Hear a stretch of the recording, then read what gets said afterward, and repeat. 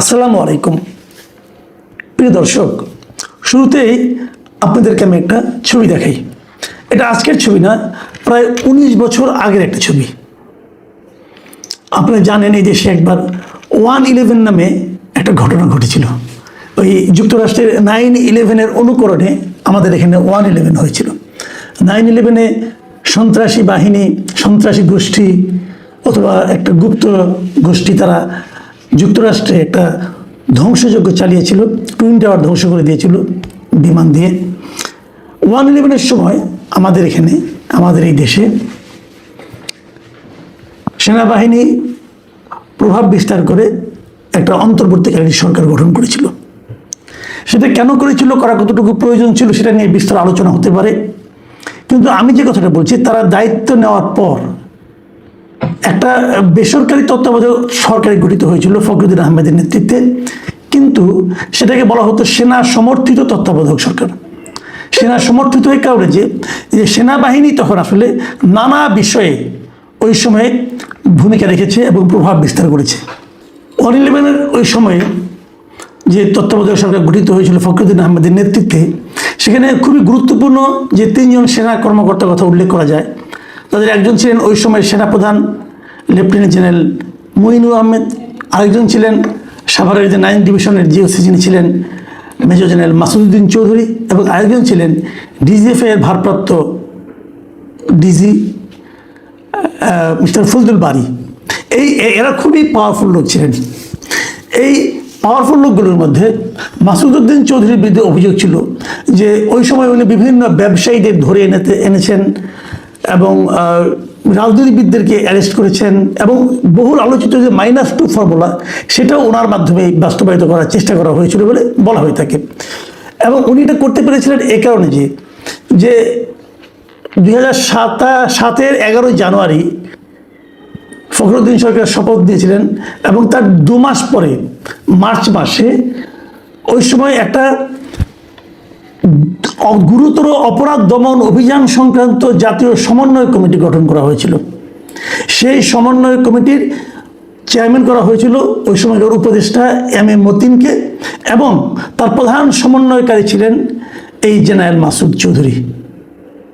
এবং বলা বাহুল্য, ওই সময় মাসুদ চৌধুরীর যে ক্ষমতার দাপট, এটা ওই সময়ের কথা যারা মনে রাখতে পারবেন তারা নিশ্চয়ই জানেন যে কী দাপট তার ছিল। এবং তার নির্দেশেই ওই সময় কিন্তু বিভিন্ন রাজনৈতিক দলের নেতা খালেদা জিয়াকে, তারপরে শেখ হাসিনাকে এবং তারেক রহমানকে পর্যন্ত, এবং অন্যান্য অনেক পলিটিক্যাল লিডারদেরকে অ্যারেস্ট করা হয়। এবং সেই অ্যারেস্ট করার পর আমরা এই যে ছবিটা আপনাদেরকে শুরুতে দেখালাম, এই ছবিটা তারেক রহমানকে অ্যারেস্ট করার পর তাকে যে ভীষণভাবে টর্চার করা হয়েছিল, এবং টর্চার করতে করতে তাকে এক পর্যায়ে হাসপাতালে ভর্তি করা হয়েছিল। এবং সেই হাসপাতালে ভর্তি করার পর ওনার শয্যা পাশে ওনার মা ওনাকে দেখতে গিয়েছিলেন। সেই সময়কার ছবি, একজন আহত সন্তানকে দেখতে তার মা গিয়ে, তার মায়ের কি অনুভূতি, সন্তানের কি অনুভূতি, তা কিন্তু এই ছবিটাতে ফুটে উঠেছে। প্রশ্ন হচ্ছে, তারেক রহমানের উপরে শারীরিক টর্চারটা করতে হয়েছিল কেন? যদি উনি কোনো অপরাধ করে থাকেন, তার বিরুদ্ধে সুনির্দিষ্ট মামলা হবে এবং সেই মামলা চলবে, কিন্তু তা না করে তাকে ফিজিক্যালি টর্চার করা হয়েছিল। এবং তার যে সমস্ত বর্ণনা পাওয়া গেছে, সেগুলো ভয়ঙ্কর ভয়ঙ্কর সব বর্ণনা। এগুলো আমরা পরবর্তী সময় নানা মুখে শুনেছি নানাভাবে। এবং তারও চেয়ে বড় কথা, সেই তারেক রহমানই কিন্তু আজকে আমাদের দেশের প্রধানমন্ত্রী, সরকার প্রধান। উনি নিশ্চয়ই ওনার স্মরণে আছে যে ওনার উপর কী কী টর্চার করা হয়েছিল, এবং বলা হয়েছিল এই সকল টর্চারের মূলে ছিলেন এই জনাব মাসুদ চৌধুরী। কেন উনি এটা কেন করেছিলেন? উনি কিন্তু সম্পর্কে তারেক রহমানের আত্মীয় হন, একেবারে অনাত্মীয় না, ওনার আত্মীয় হতেন উনি। এবং আত্মীয় হলে ওইটা কেন করেছেন? আজকে দেখলাম ওনাকে গ্রেপ্তার করা হয়েছে মানব পাচারের মামলায়। তো মানব পাচারের মামলায় গ্রেপ্তার করা হয়েছে, হওয়ার পর তার বিরুদ্ধে এরই মধ্যে ফেনীতে 6টি এবং ঢাকায় 5টি মামলার তথ্য পাওয়া গেছে, এবং সেগুলির থেকে তাকে গত রাতে তার বাড়ি থেকে অ্যারেস্ট করা হয়েছে। এটা আমরা জেনেছি, আজকে অলরেডি প্রেস কনফারেন্সকে তারা জানিয়েছেন। এবং আমি দেখলাম যে পিপি যিনি ছিলেন এই মামলার, যিনি নাকি মাসুদ চৌধুরীর জামিনের বিরোধিতা করেছেন, এবং 5 দিনের রিমান্ডের পক্ষে ওনার বক্তব্য দিয়েছেন, সে পিপি মিস্টার ফারুকি তিনি কিন্তু বলেছেন যে এই মাসুদ চৌধুরী জিয়া পরিবারকে শেষ করে দিতে চেয়েছিল। আমি পিপির বক্তব্যটা একটা আপনাদের পড়ে শোনাই। তিনি বলেছেন যে মাসুদ চৌধুরী -2 ফর্মুলার নামে জিয়া পরিবারকে শেষ করে দিতে চেয়েছিল, কিন্তু ভাগ্যের কি পরিহাস, যাকে মানে তারেক জিয়াকে টর্চার করে হত্যা করতে চেয়েছিল তিনি এখন দেশের প্রধানমন্ত্রী। তো তিনি যেটা বলেছেন এটা ঠিক আছে, কিন্তু আমার কথা হলো, যে কথার জন্য আমি এত তথ্য অবতারণা করছি সেটা হলো যে মাসুদ চৌধুরীকে আপনি গ্রেপ্তার করবেন, তার বিরুদ্ধে মামলা দিবেন, মানব পাচারের মামলা, অর্থ আত্মসাতের মামলা, অর্থ পাচারের মামলা, সেগুলো দেন, উনি করে থাকেন অবশ্যই দিবেন। কিন্তু তার বিরুদ্ধে তো সবচেয়ে বড় মামলাটা হওয়া উচিত রাজনৈতিক নেতাদের হয়রানি করা, রাজনৈতিক নেতাদের গাইড জুড়ে গ্রেফতার করা, এবং সবচেয়ে বড় কথা হলো একজন মানে গুরুত্বপূর্ণ রাজনৈতিক নেতাকে শারীরিকভাবে প্রহার করে পঙ্গু করে দেওয়ার চেষ্টা করা, যে কাজটা উনি তারেক রহমানের বিরুদ্ধে করেছিলেন। এটা কি অপরাধ নয়? তারেক রহমানকে উনি যেভাবে প্রহার করেছেন বলে আমরা শুনেছি, বিভিন্ন সময় আমি দেখেছি, এই যে ছবিগুলো আপনারা দেখলেন, ছবিগুলোতে বোঝা যাচ্ছে, এটা কি আপনারা অপরাধ হিসেবে বিচার করছেন না? আমি এই জায়গাটাতে প্রশ্ন করতে চাই যে যার যা অপরাধ তাকে সেটা দিয়েই ধরুন, ছোট অপরাধ দিয়ে ধরার কোনো দরকার নাই, বড় অপরাধ দিয়ে ধরুন।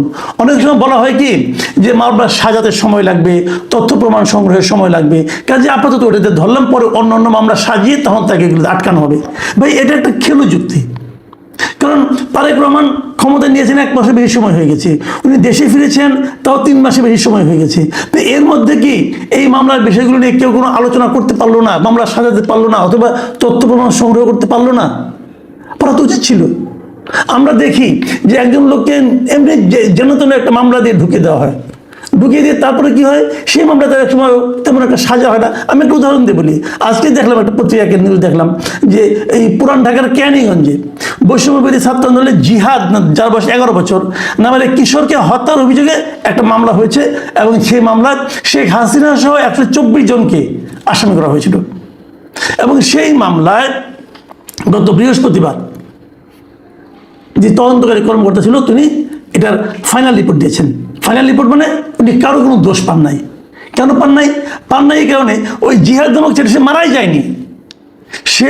যায়নি। এখন সে মারা না যাওয়াতে সে আহত হয়েছিল, কিন্তু সে মারা গেছে এই কথা বলে মামলা হয়েছিল, এবং সেই মামলায় শেখ হাসিনা সহ 124 জনকে আসামি করা হয়েছিল।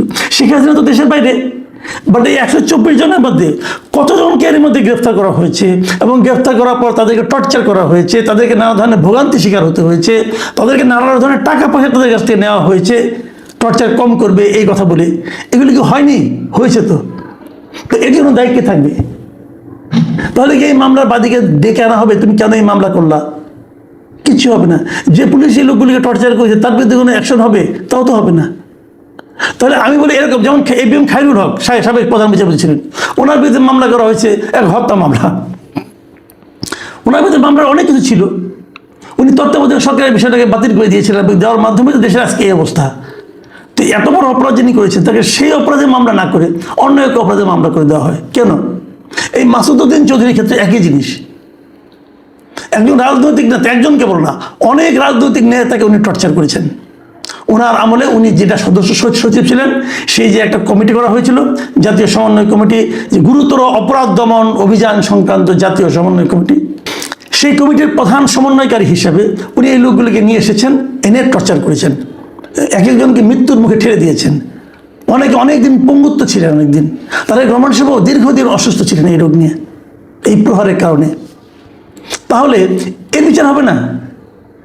তাহলে আপনি তাকে এই অপরাধে ধরলেন না কেন? অন্য অপরাধে ধরলেন কেন? এই বিষয়গুলো আমি মনে করি আলোচনায় আসা দরকার। মানে অনেকে অনেক কথা বলেন যে আমরা একে ধরলাম, আটকাইলাম, তারপরে না, মূল অপরাধটাই আগে আনা উচিত আমি মনে করি। এবং মূল অপরাধটাকে মামলা সাজানো কোনো কঠিন কাজ না। যে ঘটনা ঘটেছে সেটার উপরে মামলা করেন আপনি। আমরা তো মাসুদ উদ্দিন আহমেদের মানব পাচার সম্পর্কে অতটা যাই না।